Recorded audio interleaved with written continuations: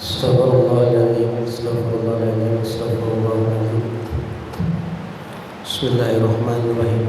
Assalamualaikum warahmatullahi wabarakatuh. A'udzu billahi minasy syaithanir rajim. Bismillahirrahmanirrahim.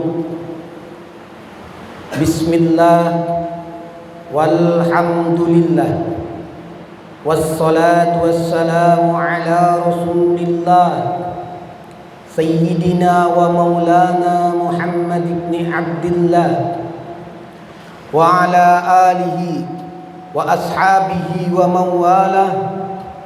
La hawla wa la quwwata illa billah.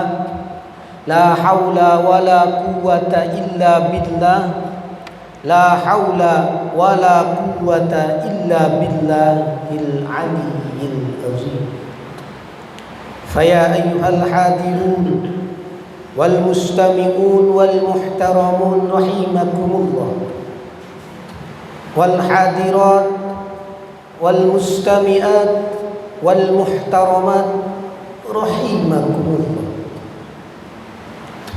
Yang ulun hormati Ketua Masjid Asy-Syifa, yang ulun hormati Sekretaris Masjid Asy-Syifa, dan yang ulun hormati serta ulun banggakan seluruh jamaah Masjid Asy-Syifa, calon-calon penghuni surganya Allah Subhanahu wa taala. Amin. Di dalam kesempatan ini, dalam acara rutin kita, kajian kultum setiap hari Rabu, kuliah 7 minggu. Pada kultum kali ini, ulun akan membahas satu tema tentang husnuzon billah yang hakiki. Nah, dari judul ini kita bisa melihat gambaran husnuzon billah. Nah, artinya berasal dari kata husnuzon. Apa itu husnuzon? Husnuzon ini terdiri dari 2 kata, husnu dan azzon. Husnu artinya baik, sedangkan azzon artinya prasangka. Kalau 2 kata ini kita sambungkan, nah ini jadi sangka baik atau baik sangka, yaitu husnuzon tadi. Nah, di sini arti husnuzon billah. Nah, artinya berbuat baik atau bersangka baik dengan Allah Subhanahu wa taala. Tawakkul jamil minallah. Nah, ini artinya segala yang Allah berikan, segala yang Allah turunkan, segala yang Allah takdirkan kepada kita, nah ini sebenarnya indah semua. Nah, kalau kita melihat tema tadi, tawakkul jamil minallah. Husnuzon ini letaknya di qalbi, fil qalbi, di hati. Nah, jadinya ada amalan ini Pak, ada amalan di mulut, misalnya baca istighfar, nah itu husnuzon, amalan di mulut. Nah, tapi kalau amalan di hati, nah itu ya fi qalbi tadi. Nah, jadi husnuzon tadi salah satu amalan di hati. Baik sangka kepada Allah, baik sangka kepada makhluk. Nah, lawan daripada kata husnuzon ini suudzon. Nah, buruk sangka. Nah, lalu ada yang bertakun lawan guru. Guru, ulunnya guru ay banyak banget dosa. Nah, tapi ulunnya anak bertaubat. Nah, banyak guru ay dosa ulunnya. Nah, jadi jar gurunya sama aja jar. Kita banyak juga dosa ya. Nah, terus jar gurunya, jar murid tadi, jar yang bertakun tadi, ulun ini suka mabuk-mabukan. Ulun ini suka minum minuman keras, suka minum obat-obatan yang terlarang, jinet dan lainnya. Nah ini kira-kira ulunnya diampuni lah guru, kalau misalnya ulun bertaubat diampuni aja guru, insya Allah diampuni. Oh iyalah guru aja. Nah jadi ulun tadi yang ulun tadi berbuat maksiat tadi, yang tadi ulun tadi mabukan tadi, yang ulun tadi minum-minuman keras tadi, berzina dan lain tadi, ampuni aja lah guru, diampuni. Yang penting ikam di sini baik sangka dengan Allah, izin Allah diampuni. Oh iyalah guru aja. Iya guru. Namun kayak itu ulun aja udah 2 tahun lagi hanya bertaubat ya.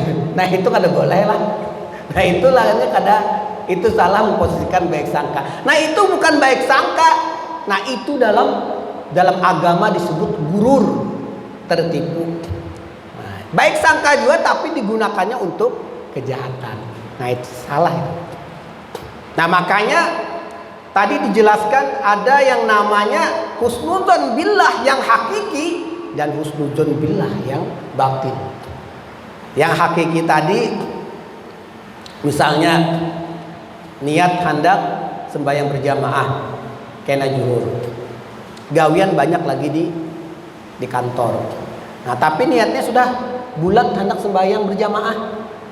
Nah jadi baik sangka, yakin Allah Ta'ala pasti membantuin. Nah, asal niat baik aja.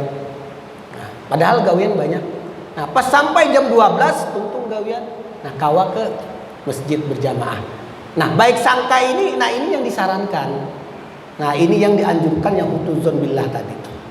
Kawa sembahyang berjamaah. Nah itu artinya menggunakan husnudzon tadi dengan kebaikan. Nah yang kedua husnudzon batil. Artinya husnudzon tadi ia yang gurur tadi, tertipu. Nah kawan membawai sembahyang. Kita sembahyangan juruk aja. Wah kena gen ya.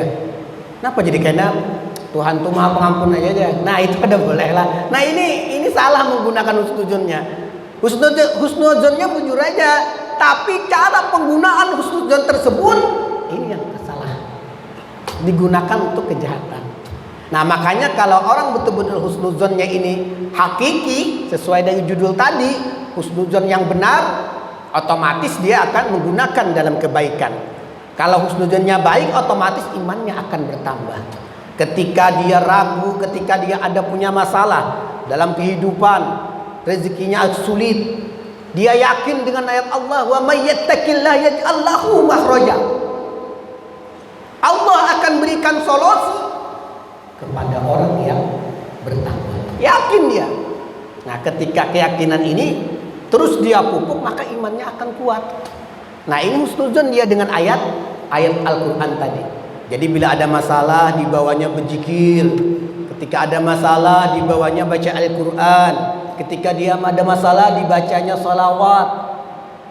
Nah, ini akan karena dia yakin bahwa ayat tadi setiap orang bertakwa ada solusi. Wa may yattaqillah yaj'al lahu makhraja.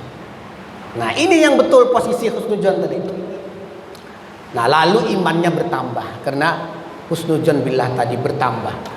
Nah, jadi imannya ini semakin dia husnudzon kepada Allah, semakin imannya bertambah. Nah, apa itu iman? Nah, iman itu kan keyakinan hati. Nah, di keyakinan hatinya kepada ayat tersebut bertambah. Keteguhan hati iman itu.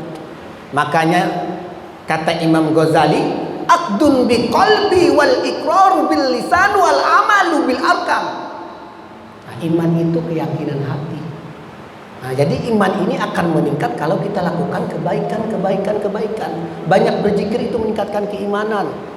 Termasuk tadi husnudzon billah, baik sangka kepada Allah, apapun musibah yang diberikan Allah kepadanya, dia yakin ini yang terbaik. Nah, ini sebenarnya dapat kebaikan dari Allah dan ini akan mempertebal iman tadi. Nah, itu. Nah, bahkan dalam satu riwayat, nah berbicara husnudzon ini, nah ini pernah dicontohkan oleh baginda Rasul. Nah, jadi Rasulullah ini ketika beliau berdakwah ke kota Taif, beliau kan niatnya mau berdakwah ke kota Taif dengan sahabat beliau Zaid bin Sabit bin Haris. Nah, ketika itu sesampainya di kota Taif, selama 15 hari beliau di sana, terdapat orang Sidin Bawai supaya memeluk agama Islam, menceritakan keindahan Islam. Sidin berdakwah 15 hari. Nah, bagaimana perlakuan kota Taif? Nah, penduduk Taif itu menolak dengan Nabi. Dia beranggapan ini pengacau. Nah, dengan brutalnya penduduk kota Taif itu melempari Nabi. Nabi dilempar dengan kayu. Kemudian Nabi berdarah. Dahi Sidin berdarah. Nah, lalu beliau diusah tubuhan penduduk Taif tadi. Nah, lalu beliau bersembunyi di samping gunung. Marahlah malaikat penjaga gunung tadi. Lalu meminta kepada Allah, ya Allah, ulun ratakankah kota Taif ini? Karena penduduk-penduduknya ini sangat fasik, sangat durhaka. Apakah ulun hancurkan saja, ulun ratakan dengan bumi ini, dengan gunung-gunung yang pengen dilempari malaikat tadi? Nah, lalu apa kata Rasul? Jangan. Kita kada tahu bahasa kitanya nanti.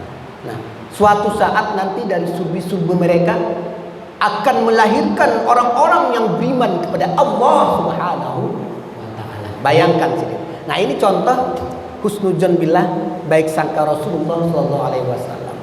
Padahal beliau sudah disakiti.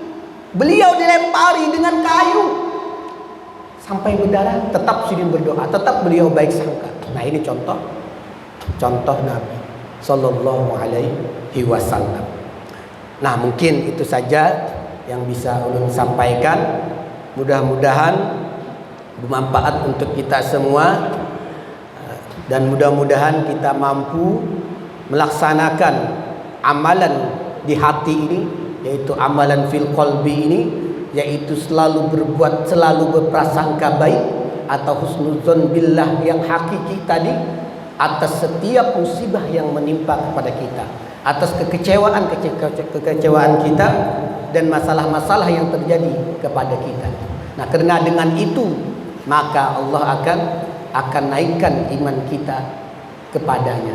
Nah, mungkin ini saja dulu dari ulun. Wabillahi taufiq wal hidayah. Assalamualaikum warahmatullahi wabarakatuh.